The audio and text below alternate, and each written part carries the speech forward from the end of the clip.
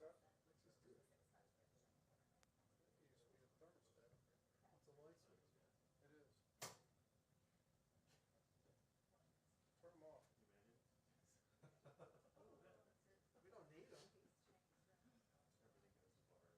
Everything goes to bars. Let's go out. We went till 5 o'clock with that. Just for fun. Hey, look at that. I mean, that's always,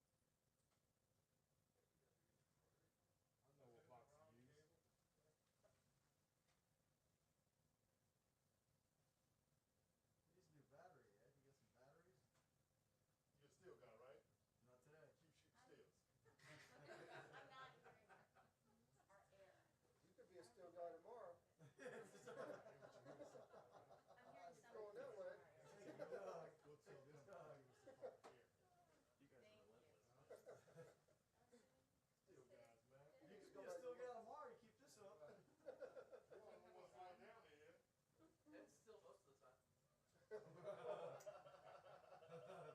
that's true.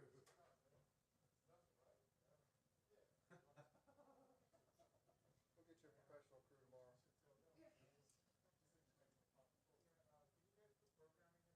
Somebody call Brian Kohler.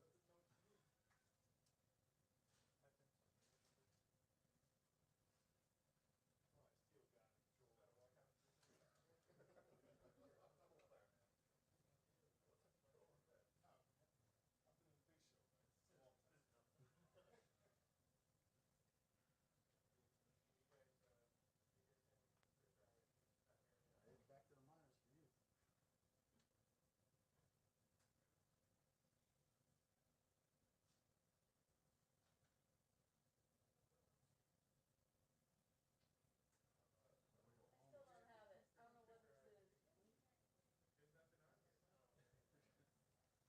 Here we go. There we go.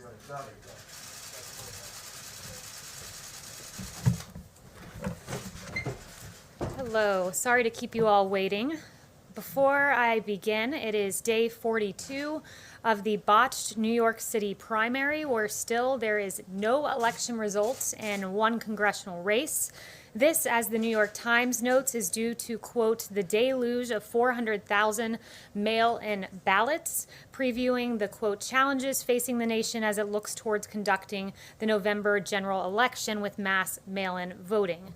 Now I'd like to highlight the Trump administration's actions on telehealth, which the president detailed yesterday. The president signed an executive order to make regulatory reforms allowing for greater access to telehealth and toward making it permanent.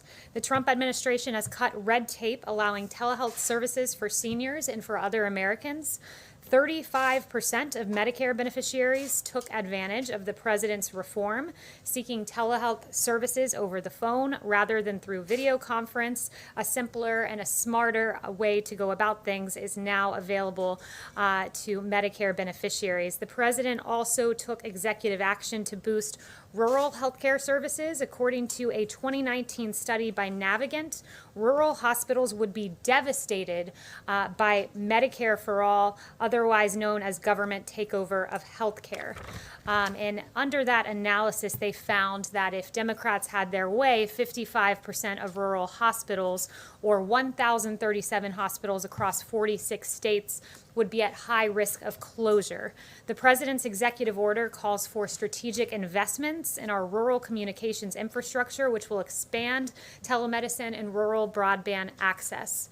Democrats seek to deny Americans their health care freedom, but President Trump is working hard to save your health care by guaranteeing protections for people with pre-existing conditions, eliminating the highly unpopular individual mandate of Obamacare, stopping surprise medical billing, increasing transparency, and lowering drug prices. President Trump will continue to work hard to enact these healthcare principles by requiring price transparency, allowing states to purchase drugs from other countries, and improving Medicare to lower drug prices and reduce out-of-pocket costs for seniors, and by ending surprise medical billing and making companies compete for your business by providing more options and more affordable plans. Lastly, later today, Senior Advisor to the President, Ivanka Trump, will be joined by Attorney General Barr, Director of the Domestic Policy Council, Brooke Rollins, executives from organizations that combat human trafficking, and survivors from across the country for a roundtable to highlight newly awarded Department of Justice grants to provide safe, stable housing to survivors of human trafficking. DOJ will award over $35 million in housing assistance grants for victims of human trafficking to provide supportive housing and appropriate services to survivors of human trafficking. And with that, I'll take questions. Yes. Thank you, Kayleigh. Two questions about the coronavirus. The president of the Minneapolis Federal Reserve, he said 2 days ago that he believed that the only way to have a real strong, robust economic recovery would be to shut the country down again for a month to 6 weeks.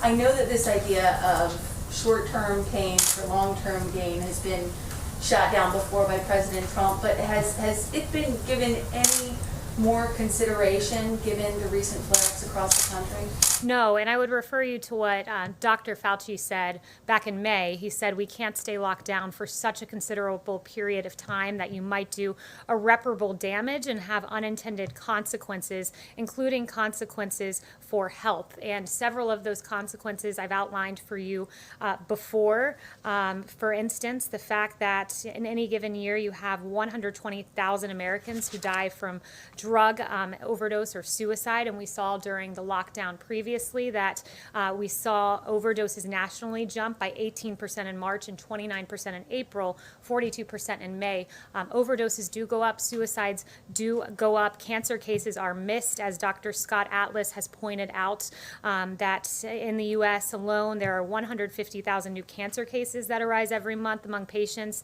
Most have not been seen, and that was referring to the lockdown. The American Cancer Society also noted that during the pandemic they've seen an 80% drop in cancer cases being identified. So there are many health consequences. Those are three of what are a long list. But so no matter how bad it gets, you don't think there's any way that President Trump would look at a nationwide I'm certainly lockdown? not going to engage in hypotheticals, but no, the president is not considering a national lockdown. What he is encouraging is mitigation efforts like wearing a mask, which is patriotic, like social distancing, and engaging in these really common sense, safe measures to safely reopen and avoid the health consequences of a lockdown. Okay, and one more thing about the negotiations going on today on Capitol Hill.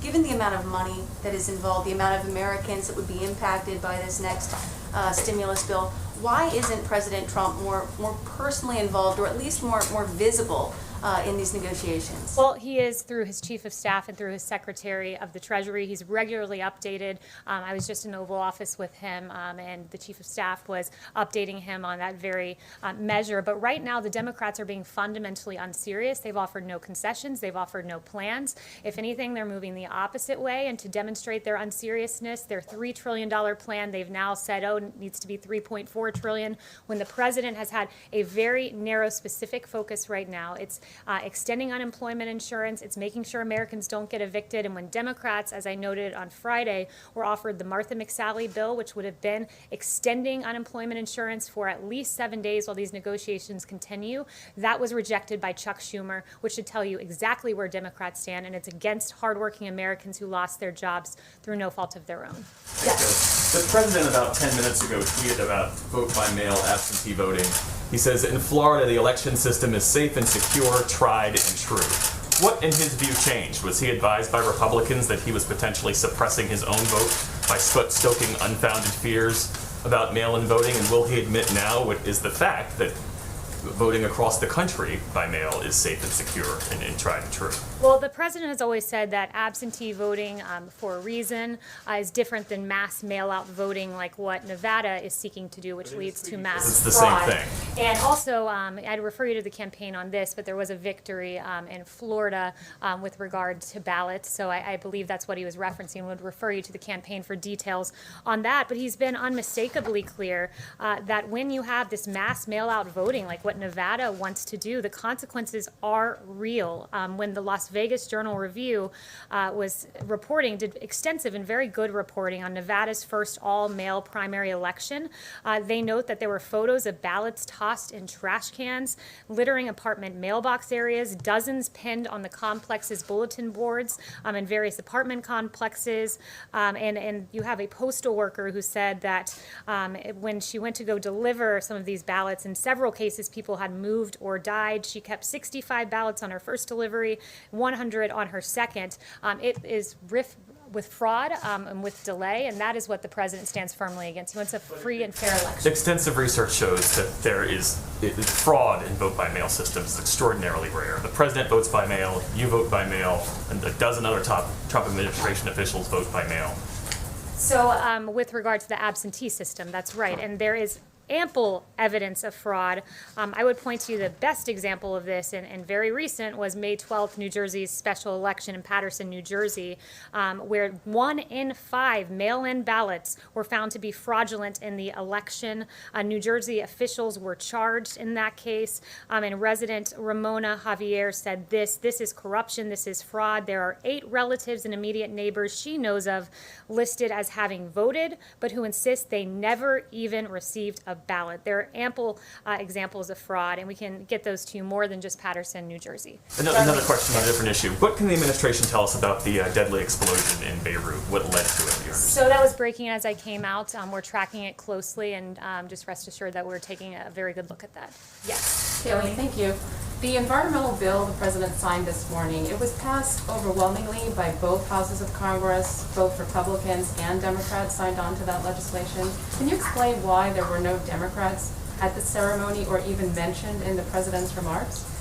The president is very proud of what happened today, the single largest investment in America's national parks and public lands in history, the most significant conservation achievement since Teddy Roosevelt won the support of more than 850 conservation groups, and it provides $900 million a year in permanent funding to the Land and Water Conservation Fund. And you're asking about recognition of congressional Democrats right now, and the only thing that we're recognizing about congressional Democrats right now is how appalling it is that there are Americans who are going without paychecks because they refuse to partner with Martha McSally, Republicans, and the president in ensuring that those payments go out. Kayleigh, the president has said, as recently in this Axios interview, that he believes that many people believe that there's disadvantages to testing. Can you walk us through what those disadvantages are, and if, as he stated back in June, he still believes that testing is overrated and makes the U.S. look bad? So I would know what the president refers to with regard to testing is that, the media doesn't often acknowledge that when you do the most testing in the world, lead the world in testing, that you do identify more cases. So that is what he refers to with testing, and he's made that point a few times. But look, we lead the world in testing, and the president's very proud of this. The administration's very proud of this. We've done more than 60 million tests, on track, according to HHS, to do 100 million by September. That's extraordinary. And when you compare that to the next highest number, India, in the ballpark of about 16 million tests, what we've done in this country is impressive, and the president's very proud of that effort. Do you still believe that testing in the U.S. is overrated?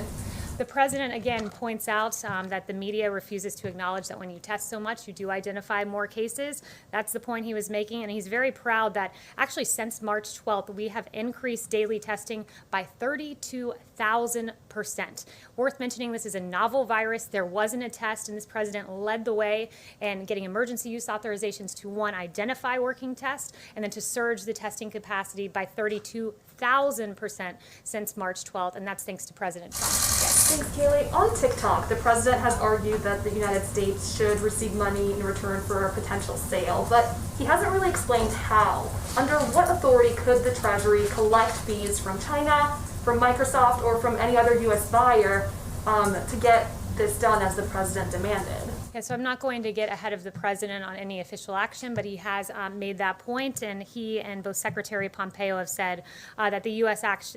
will take action in the coming days on Chinese apps, including TikTok, due to the national security risk. And we all agree that there needs to be a change, especially with TikTok collecting significant amounts of private data on users. It's unacceptable, but I won't get ahead of the president on what those actions look like. Yes. Hi, thanks very much. I wanted to ask also on TikTok about Beijing has said that it may hit U.S. firms as a response. It sort of slammed this smash and grab of TikTok. What do you say to that in regard to China? And secondly, China has not complied with its commitments under the U.S.-China Phase 1 trade deal. We're reporting today that they've only completed 5%, for instance, of the energy purchases in this first half of the year. Can you just sort of say Yeah, we encourage China to fulfill their obligations in the Phase 1 China deal and to fulfill their end of the agreement. But the president remains keenly focused on TikTok and protecting the private data of millions of people in this country. And PRC's, the People's Republic of China's laws require Chinese companies to cooperate with PRC security and intelligence services, enabling the CCP to access foreign user data. And what this means is that these entities ultimately answer to the CCP, which actively undermines U.S. interests and is hostile to American values and the rights of individuals. And the president will stand firmly against China on this. Yes, John. Thank you, Kayleigh. I wanted to ask you about the COVID relief bill. The president has suggested if there is no agreement that is reached, the president would act unilaterally. As you know, the power of the purse resides with Congress. So what would the president do unilaterally? Explain what he could do unilaterally as it relates to providing relief to American families and American businesses. Yeah, again, I won't get ahead of the president on determining what that action would look like or would be. I will leave that to him to determine. But what I would say is this, is, right now we have Secretary McEnany and Chief of Staff Mark Meadows once again asking Nancy Pelosi and Chuck Schumer to come to the table. The ball is in their court here. We've made at least 4 offers. They've made 0 offers. It's unacceptable for hardworking Americans. Kayleigh, on mail-in voting, which you talked about at the very top of the briefing, the president suggested yesterday that he has the right to write some sort of an executive order as it relates to mail-in balloting.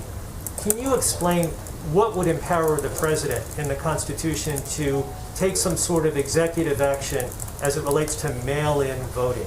Again, I won't get ahead of the president on his actions and what those actions would be, and I'm not going to engage in a hypothetical as to what the actions would be and what authorities they would be based upon for yet to be announced actions. But just to once again underscore the president's concern when you look at the delays in voting in Pennsylvania, a very good report by CBS, Zach Hudak.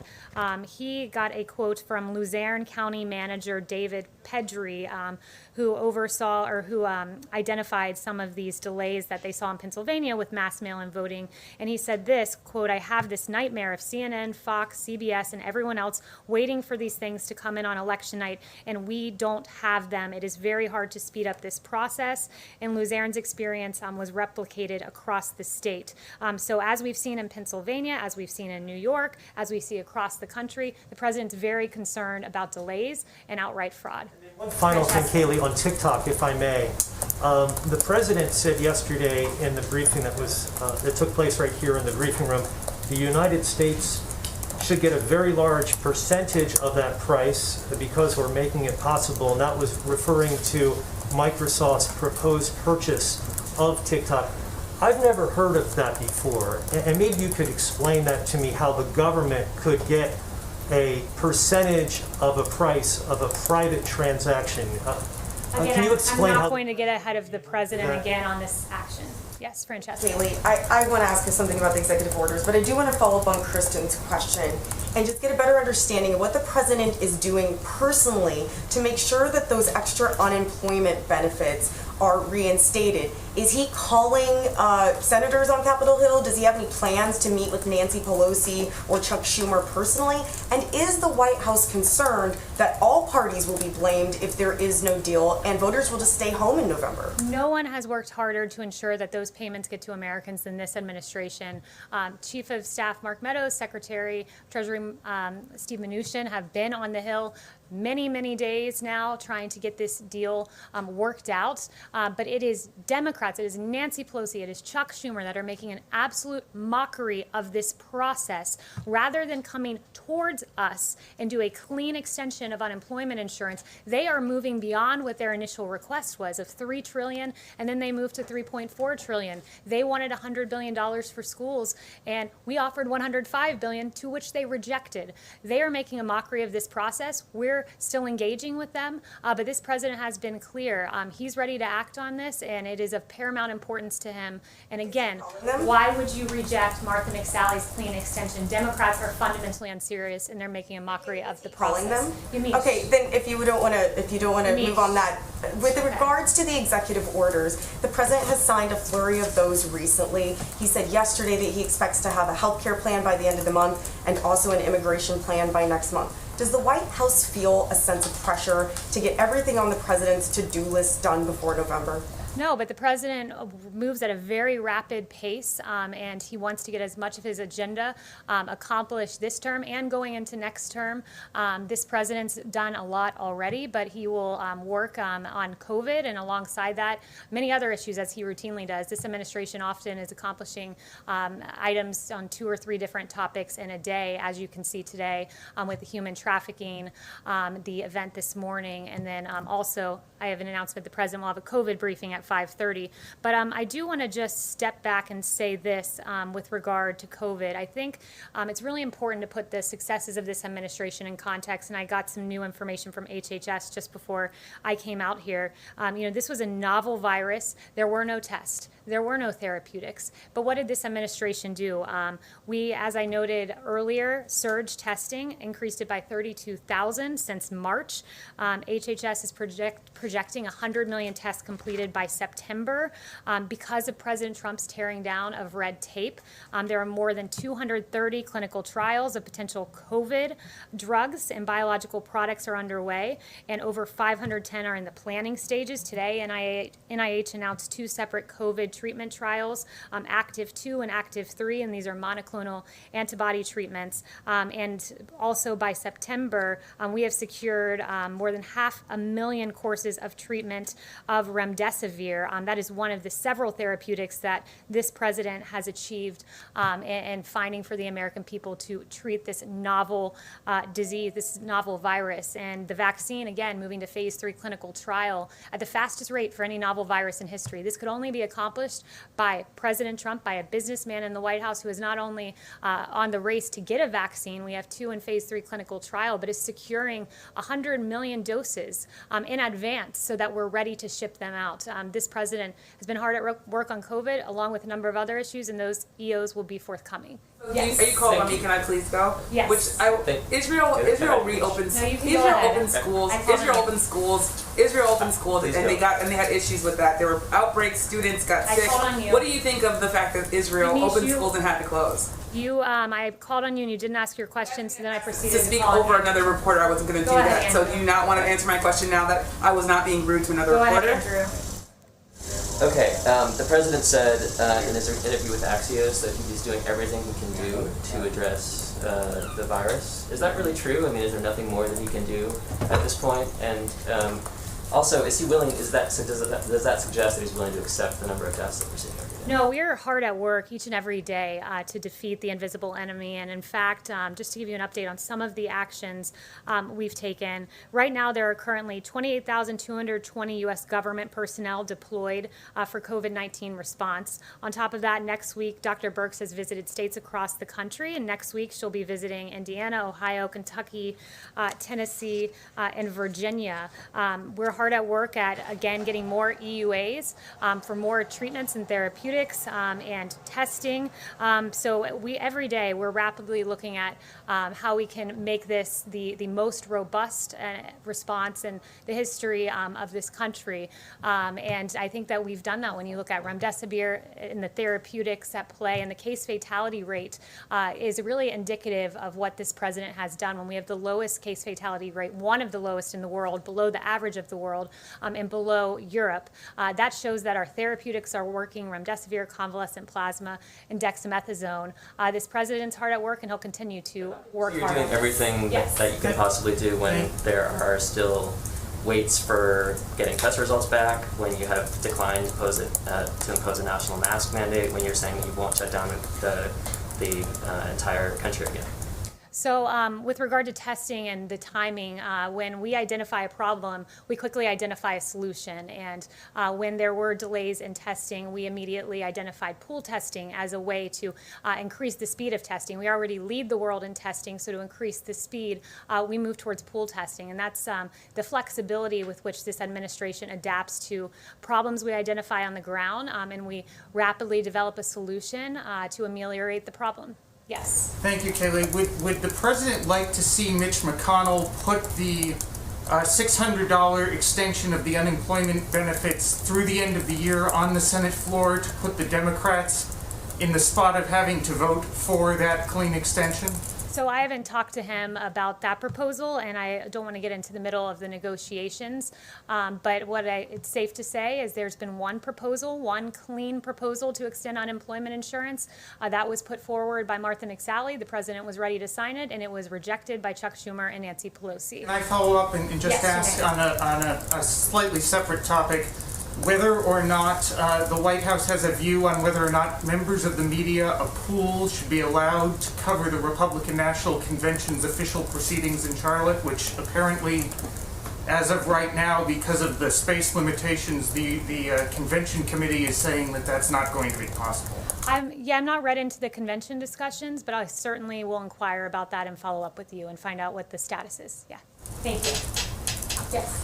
Thank you so much, Kayleigh. Do you have anything with regards to the massive explosion in Beirut that occurred earlier? Again, that was breaking as I came out here, and it's safe to say we are monitoring the situation. Yes. Thanks for calling on me. I wanted to give my question over to you, Nish.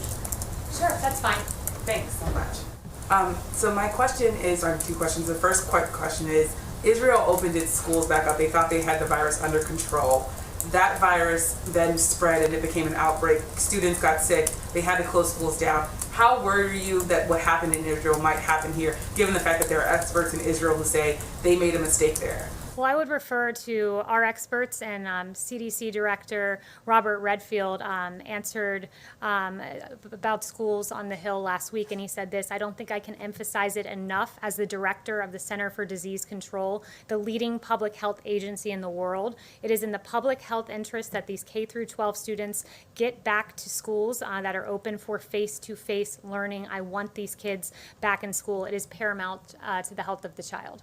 The president just tweeted, you answered a question about this, mail-in voting or absentee voting, whatever you call it. He's saying that essentially it's the same thing. So why is it now something that can be done in Florida but not in other states? Why is that the appropriate thing to do? He's not saying, he's always made the distinction. Mass mail-out voting is with Nevada, where ballots are mailed in mass out to the voter rolls. So in a place like LA, for instance, where 112% of LA County is registered, ballots go out, and at least 12% of those we know are not active voters. So that is the distinction from absentee voting, which is where you proactively request an absentee ballot. There's a difference there, and the president repeatedly makes the difference. And he is also noting, as I told Jeff, you can follow up with the campaign on this, but there was a victory in the courts in Florida, and that's what he was referencing in the tweet. Yes. Thanks, Kayleigh. You mentioned extending the eviction moratorium and unemployment insurance. On Saturday, Trump tweeted, payroll tax cuts plus dollars. Is a payroll tax cut still on the table? The president would love to see the payroll tax holiday because it would in fact benefit low and middle income Americans the most. But right now his keen and laser focus is unemployment insurance and evictions. Those are the preeminent priority, especially with that Friday deadline that Nancy Pelosi missed. Chanel. Thank you, Kayleigh. This administration has identified human trafficking as a crisis and has worked to combat it. The National Center on Sexual Exploitation has identified TikTok, an online platform that enables sexual exploitation of young people, especially in America. Would this administration ever consider, if TikTok became a U.S. asset, would this administration ever consider rules or imposing rules that would help mitigate this risk against young people on the platform TikTok? Yeah, I haven't spoken to the president about that specific fact scenario, but absolutely it is a priority for this administration to combat human trafficking and the exploitation of children. So we would certainly take a close look at that. But I have not talked to him about that specific fact pattern. I would like to end just by highlighting a troubling trend that I think we've seen play out across the country, and I believe we have a few graphics to illustrate this. It pertains to the defund the police movement. And when you look at across the country, the ties of defunding the police with increases in violence, it's a cause for concern. As we saw in the beginning of this administration, violent crime was starting to come down, and then bring in the defund the police movement. In Los Angeles, you had LA Mayor Eric Garcetti proposing a cut of $150 million from the LAPD. LA Mayor Garcetti said this: it starts someplace and we have to say we are going to be who we want to be, or we're going to continue being the killers that we are, was his quote in support of the defund movement. And as a result, we saw a 14% rise in homicides this year over last year. In Minneapolis, the defund the police movement was afoot as well, with a unanimous vote in Minneapolis City and their council to dismantle the police. And you had Minneapolis City Council member Jeremiah Ellison saying this is one action of many that we need to take on the road to a more equitable and just system that keeps people safe. In fact, it did not keep people safe. We've seen a 94% increase in homicides compared to last year in Minneapolis. And then finally in New York City, defund the police. You had the New York City Council voting to cut police budget by $1 billion. You had Congresswoman Alexandria Ocasio-Cortez saying defund the police means defunding the police. It does not mean budget tricks or funny math, so it wasn't enough for AOC. But you did have New York City Mayor Bill de Blasio saying we think it's the right thing to do. It was absolutely not the right thing to do, as we've seen a 177% increase in shootings from July 2019 in New York. When you defund the police, there are consequences, and that's where the Democrats of today stand. And unfortunately, we've seen a corresponding rise in violence in these Democrat cities, and it's not acceptable. Thank you very much, and you'll see the president at 5:30. Kayleigh, can I ask you a question about Kodak?